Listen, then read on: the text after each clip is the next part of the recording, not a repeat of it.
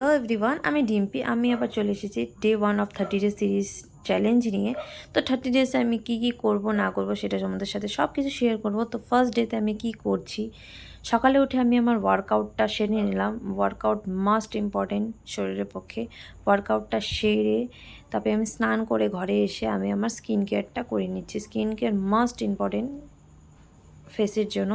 তো skin care সেরে আমি আমার ড্রেসটা চেঞ্জ করে নিয়েছি। এত গরম লাগছিলো, ড্রেস চেঞ্জ করে আমি ব্রেকফাস্টে খেয়েছি চিড়ার পোলাও। খেয়ে তারপরে দুপুরে লাঞ্চ টাঞ্চ সেরে একটু বিকালে গিয়েছিলাম বাইরে ঘুরতে। তো সেখানেই গিয়ে কিছু ক্লিপস নিয়েছি, সেখানে ভিডিও টিডিও বানিয়ে তারপরে একটু দেখলাই, একটু ডাব ডুব খেয়েছি।